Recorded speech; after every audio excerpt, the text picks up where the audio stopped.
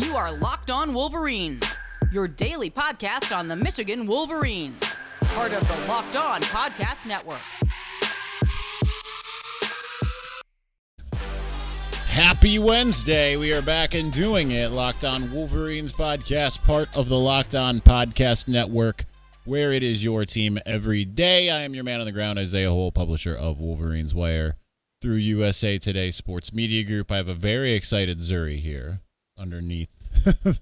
If you're watching on YouTube, underneath your field of vision, quite literally. We'll get her up here. There she is. There's Zuri. Anyway. So a couple things have happened.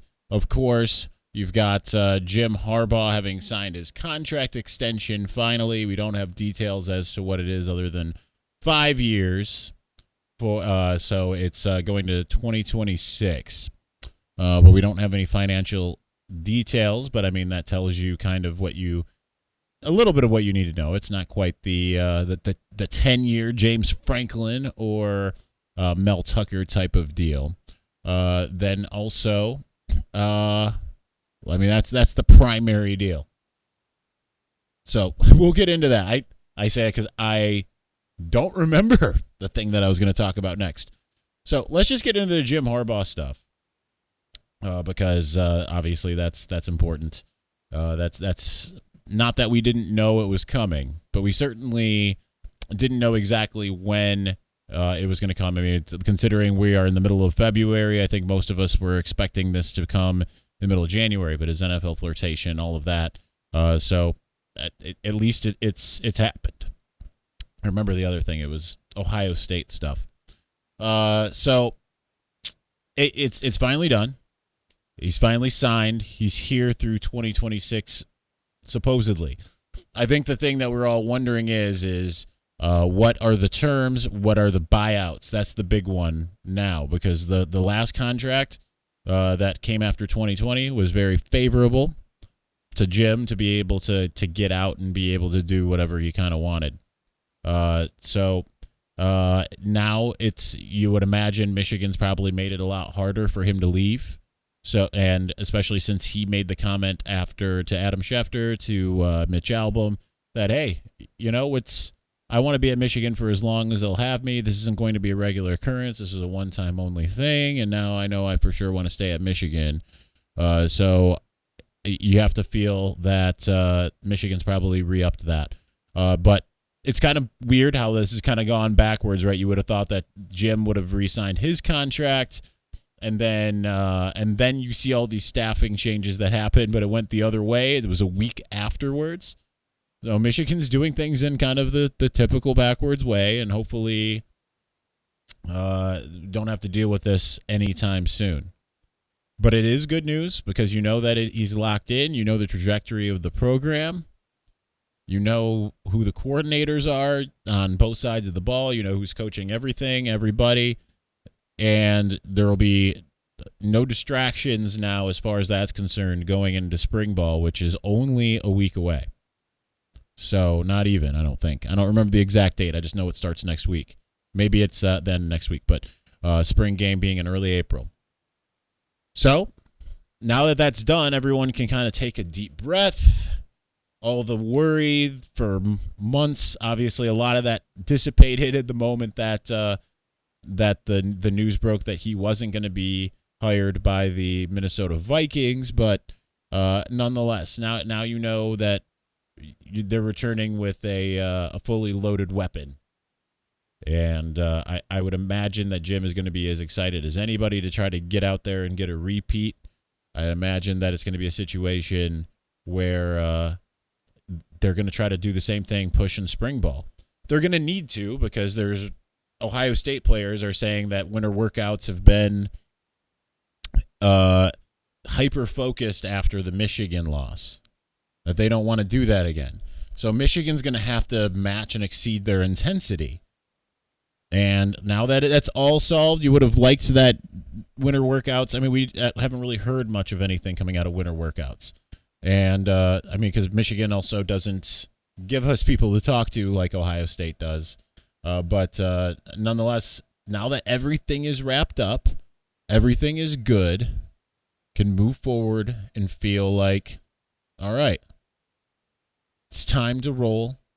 It's time to really get this stuff going if Michigan's going to try to repeat its success. Then I know I talk to a lot of people, a lot of my colleagues, and everyone kind of looks at it and says, hey, you know what? If they don't beat Ohio State this next year, fine, as long as they beat them next year. I'm not of that mindset. This schedule is mostly very easy, right? You got at Iowa, at Ohio State. Those are your two tough road games. Your tough home games are hosting Michigan State and Penn State. You need to be able to go out there and repeat. It's all right there for you. Because if you go and you lose in Columbus, I mean, granted, they could very well be 11-0 going into that game, and it could be a situation like a Georgia-Alabama type thing where it's like, okay, they lose in Columbus, they don't win the Big Ten championship. Depending on how the game goes, they could go back and get a rematch in the college football playoff. But don't leave it up to chance. Send Ohio State home. We'll know very quickly what Ohio State is since they play Notre Dame in the early season. But for Michigan, it's going to be probably week 5 before we see what they're made of, which I think is actually really good for the sake of new defensive coordinator, getting the defense kind of going. Maryland's probably the first real test in that light because they have a really good offense, but it's a home game. Defense, I mean, they had a new defensive coordinator, but he was only around for a couple weeks, and then he defected, just like Josh Gaddis, to Miami. So it'll be interesting to see how Michigan's defense handles that. And now that Jim is back, now everyone should be on the same page. Everyone should be moving in the same direction. Jim's, for all the talk of winter workouts and everything last year, they'd pretty much said that they knew they had something special in the first day of spring practice. So now that's coming up. So it'll be interesting to see. The offense should be pretty incredible. The defense may be a little bit of a work in progress, but I'm going to adhere to what I said before. If they can field like a top 30 type outfit, I think this last year's defense took us all by surprise by how good it ended up being. There's certainly going to have to be a lot of people that step up in new roles, but they still, it's. I don't think anyone expected Aiden Hutchinson and David Ojabo to have monster seasons. Doesn't mean it can't happen again with a couple other guys. Could Mike Morris be that guy? Could Taylor Upshaw? Could Gabe Newberg? Could Braden McGregor? Could Jalen Harrell? These guys are all high-end prospects for a reason, and just because we haven't really seen much of them doesn't mean that they're not capable. Everyone burst on the scene at a different time. David Ojabo burst on the scene starting with the Wisconsin game forward, So it'll be interesting. All right, I want to talk about some comments that Gene Smith made today, which I find hilarious. But before we do, I got to tell you a little something about Built Bar. Y'all know how much I love Built Bar. If you don't know what it is, it's a protein bar that tastes like a candy bar. It's high protein, low calorie, low carb. It's everything you want if you're paying attention to your macros. And you can have 2 at a time like me because I'm a glutton. I end up having 2 at a time, and it's still less calories and more protein than getting a Metrics Big 100. So that should tell you everything. I eat 2 at a time because they're that delicious. I have one, and I'm like, well, I want another one. I love everything from the coconut brownie chunk to peanut butter brownie to the coconut almond, toffee almond. There's so many different delicious flavors. I know that they had a strawberry one here in February, which I've had that. I bought a box of them. I only had like one of them because my one roommate loved them so much that he ate them all. But anyway, so go to Built.com. Do like me. I put my money where my mouth is. I've bought dozens of boxes of my own volition. So go to Built.com. Use the promo code LOCKED15. That's Built.com, promo code LOCKED15 to get 15% off of your next order of Built Bar.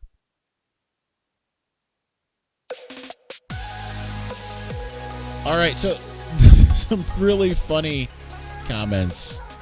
I wrote an article today, just a quick one. I was like, I think Michigan may have broken Ohio State. Because there's some things that I found really interesting. And before we even get to the comments, just setting it up. I mean, because considering the brash confidence of the Buckeye faithful going into last year's game, thinking it was going to be an absolute bloodbath like the 2 before it, not liking the fact that I was saying that, hey, I said that I thought that Michigan was going to lose, but I said I think that there's going to be a more competitive game, and so many people ripped me for that and all of that stuff. all the talk of how Aiden Hutchinson was going to be absolutely neutralized and they were going to be able to run the ball with impunity because their offensive line was so good. What happens, right? Greg stood Rawa, however you say his name, gone after that. So going from being a generational Ohio State offensive line to their offensive line coach gone. I don't think that he should have gotten that much blame personally because I think Aiden Hutchinson and David Ojabo are just that good. Sometimes that's going to happen. But nonetheless, I mean, that and then we got all the other excuses, the flu. If the team didn't have the flu, then it's like they can't just sit there and say, maybe Michigan was just better this year. Maybe Michigan was just, they had a great game plan and executed it. And they had the players to be able to do it because, I mean, they didn't stand a chance apparently against Georgia, but I mean, they went and wiped the floor with Iowa in a way that Iowa hasn't lost in forever. Michigan just was that good. Then you had the snow excuse, and this is kind of what I'm getting to. They had the weather and we're a passing offense. Well, hey, guess what? You play in the Big Ten. You're going to be playing in Ann Arbor, November 27th, 2021. So maybe don't prepare for that game, if that's really a true excuse, like you're playing in a dome. And with that said, playing in a dome is what Gene Smith would want to do if the playoff is expanded and certain teams get home field advantage for the first round of the playoffs. So get this. He says that if they expand the playoffs, he would advocate that Ohio State they wouldn't play at Ohio Stadium due to weather concerns. Instead, they would look to play at a place like Lucas Oil Stadium in Indianapolis. For all of the talk about we're not soft, Josh Gaddis says this isn't a tough team.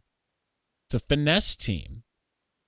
It's clear that that's the case if that's how you want to look at it, right? Because having a home game in the month of December is about the biggest home, especially imagine if it's LSU or Alabama or Georgia and they haven't been in the cold at all and now they got to play in it.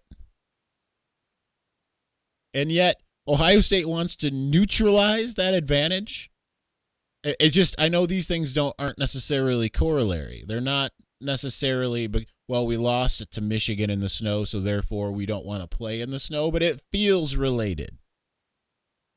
So I feel like Michigan after that game, because I feel like Ohio State used to be like, we'll face anyone anywhere.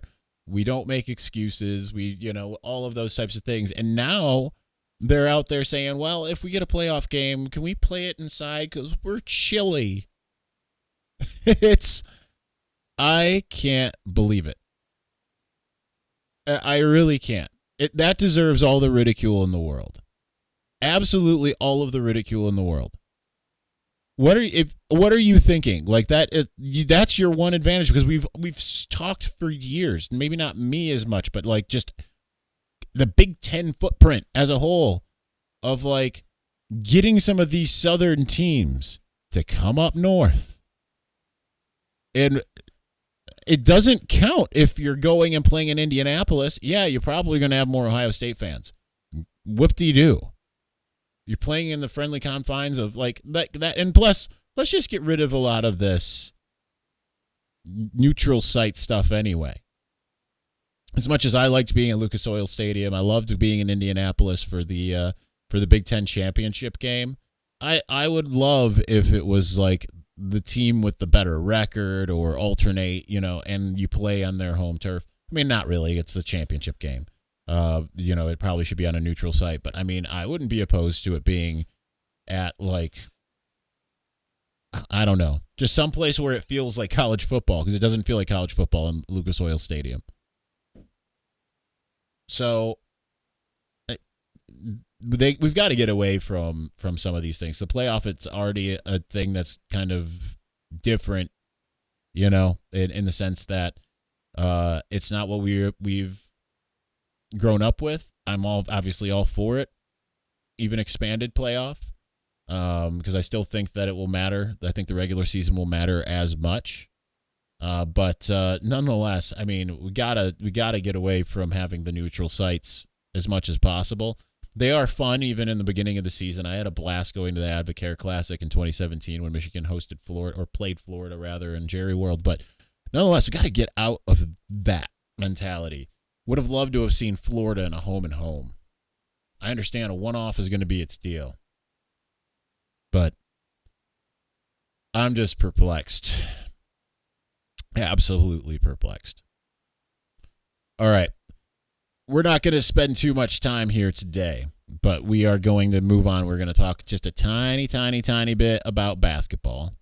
So let's get to that momentarily. But listen, football might be over for the season, but basketball is full steam for both pro and college hoops. From all the latest odds, totals, player performance props to where the next fired coach is going to land, BetOnline.net is the number one spot for all your sports betting needs. BetOnline remains the best spot for all your sports scores, podcasts, and news this season. And it's not just basketball. BetOnline is your source for hockey, boxing, and UFC odds, right to the Olympic coverage and information. So head to the website today or use your mobile device to learn about the trends in action. BetOnline, where the game starts.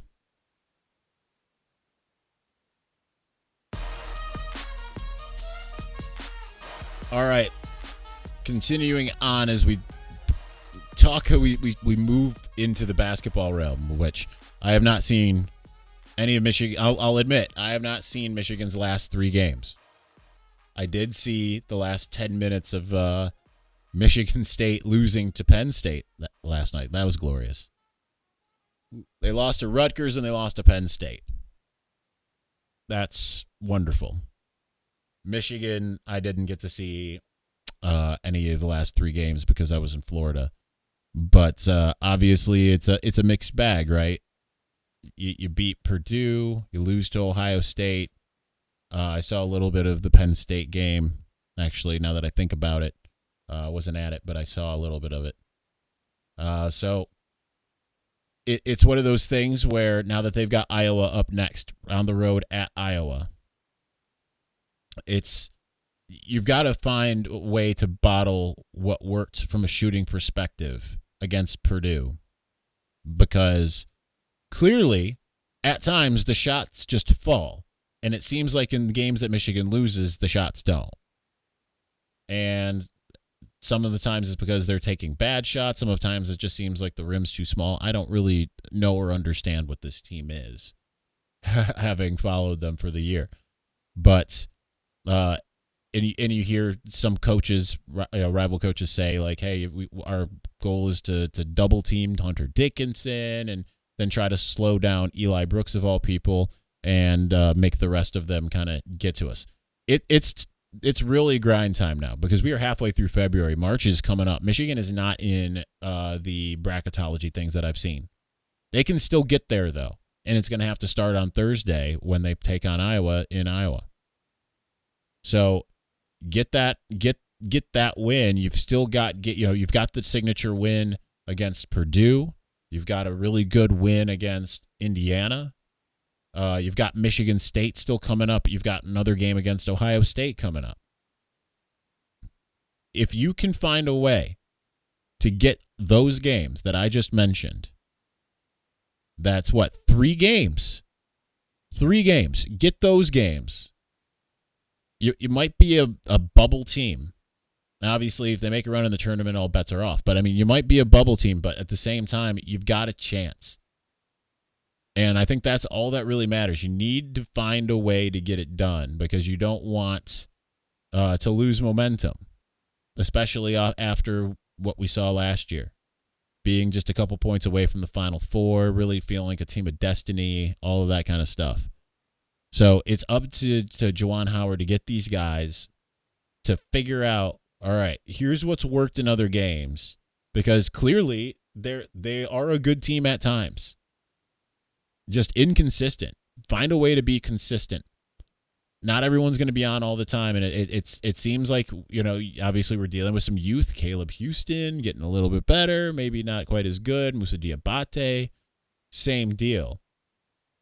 Hunter's got to figure out a way to also be more consistent in the sense of he has been very consistent, but if other teams are going to stop it, do everything that they can to stop him, how is he going to power through? If you're going to be a big-time player, that's what you got to figure out, right? I'm not saying he's Shaq, but obviously. But, people couldn't stop Shaq. You know what I mean? So, just a matter of finding a way to get all the pieces to work together. And I understand it's a young team, but chances are you're going to lose Hunter after this year. You lose Eli Brooks. Take advantage as much as you can, because who knows what I know that when they get older, we're used to seeing that, guys, especially on the basketball team, guys like Derek Walton didn't get good until this point in the season, his senior year, really. And that's why I'm not writing this team off. I know that was a John Beilein coach team, but I think about that year. It was around this time in 2017 that Michigan looked absolutely disinterested in playing college basketball. And then suddenly the lights turned on. And then you had everything kind of working together. And they made a run. And they were a team no one wanted to see. But the big thing to me, even more so rather than the offensive inconsistency, is they've got to find a way to play some defense, because they have not been good in that light at all. So if Michigan can find a way to play some defense and be a little bit more consistent getting the shot, and just remembering, bottling up that feeling of being able to not just beat Purdue, but run them off the court. That's what they need to do. All right, that's going to do it for us today. We got the mailbag coming up on Thursday, so get your questions in. I've put the call out on Twitter. The goal is also to have actually, you know what? Never mind. It's just going to be the mailbag. There was an alternate plan for a second podcast, but that's changed. That's moved to Monday, so never mind. All right. So anyway, thank you for watching and or listening. We will talk to you again soon. Peace.